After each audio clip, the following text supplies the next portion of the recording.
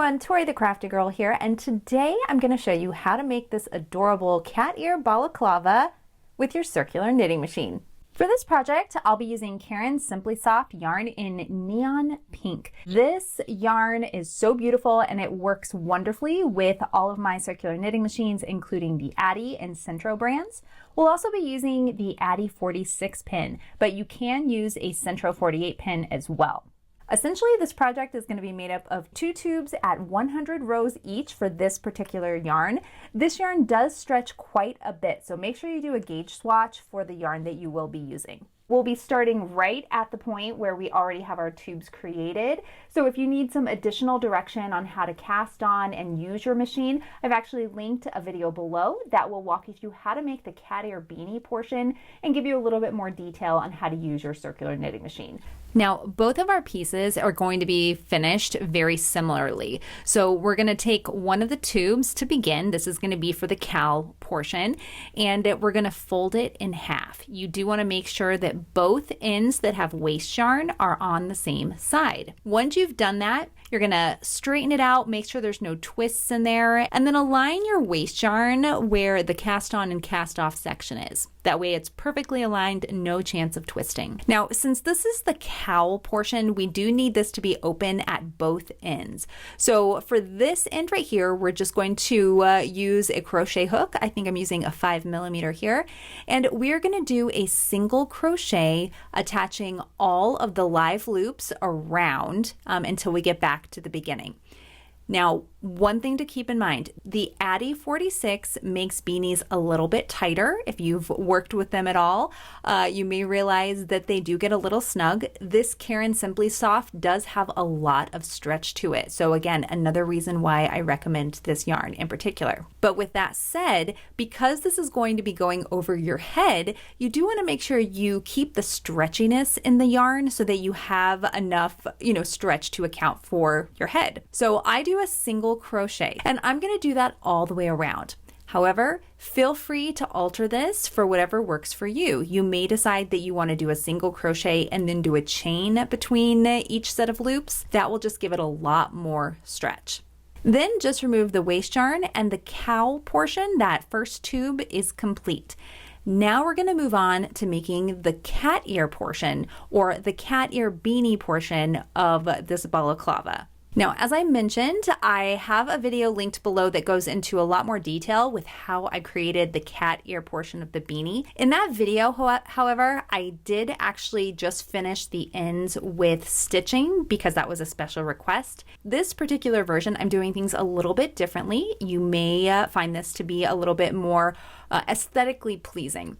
So we're going to do exactly what we did with the cowl portion. We are going to go through and pick up the loop on each side of the end, and then we're going to do a single crochet all the way around. Now, what you may notice is that leaves that end open. So if you were to put that on your head would go all the way through. But what we're going to do after we finish that crochet all the way around to pick up the live loops, we'll remove our waste yarn. And then the last step is going to be to use our darning needle and the same color thread and then stitch it together at the top. What I found is that this method that I'm showing you here does give less bulk. It is very much more aesthetically pleasing, and because I do want to get kind of sharper edges at the top for the cat ears, this works out the best way for me. And then to make the ear portion, you're just going to stitch across at a diagonal on both sides, and that will give you that cat ear look when you put it on. Again, I go into a lot more detail in the video I linked below. Once you've made your ears, now it's time to put it all together. Okay, now for this next part, you do need to try it on. So a couple of things that you can do. Number one, you can leave it as 2 pieces. It kind of defeats the purpose of a balaclava, but that way you can wear them separately if you don't want to wear them together. You could also create a temporary attachment. So you could maybe use ribbon and weave it through on the sides and in the back, and then maybe tie a bow, so then that way it's connected, but then you can take it apart if you need to. Or if you do want to attach it. So a couple of things to keep in mind. This like I pointed out, is only 100 rows, but it is so big. Typically, when I'm doing my little beanies, I'll do 90 rows because I have a really small head and that tends to fit me much better. So this is 100 rows. You could have 110 rows, whatever, you know, number of rows that you need for your hat. So for me, it's a little bit big, but if it were a little shorter, it would be easier to attach back here. So you would probably meet the end of your beanie and the top of your neck warmer, and they would meet pretty closely right here, and then you would stitch them together pretty easily. I don't have that luxury because I made mine so big. So I could flip it up like this and then stitch it together right here and then fold it down, which I think is what I'm gonna do because then it will hide that seam as well. So that is what I'm gonna do, but play around with it, see what works for you. And yeah, that's what I'm gonna do, but I need to mark it. So that's the other thing you need to do is once you have it on, if it's for you, you'll be able to go and kind of mark where you want this to attach. For me, I'm just gonna fold up the back and I'm gonna use a stitch marker. And I'm going to use a few stitch markers. So number one, I'm going to clip it together where it's folded in the back. And then I'm going to come around to the sides and I'm going to clip here, here. And then on this side, I'll clip here and here. Now I could probably go a little bit further in on both sides, but I think this will be fine because again, I want to be able to take it down as well. That's the whole purpose, is that when it's cold, I can place this on, and then when it's not, I can pull it down. All right, let's stitch it all together. So the first thing we're going to do is identify the front and back of the project.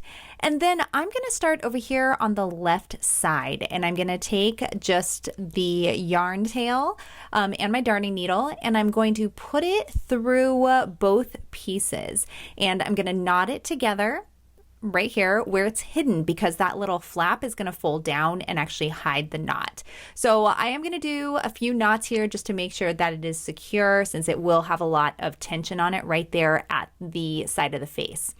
Once I've done that, now we're going to flip it over and we're going to start stitching it all together. So on the right side, we're just going to go through the crochet loop that we made. It's going to be very simple. So we'll go through the crochet loop, and then on the left side where the beanie is, you have a couple of options. You can stitch all the way through. The problem with that is you're going to see the stitches on the outside, and I really like the idea of hiding the connection with that fold over brim. So I'm just going to be picking up a loop on the left side, and then I'm going to come back to the right side and go through that crochet loop. And then I'm going to come back to the left side again, pick up another loop, and I will do that all the way across.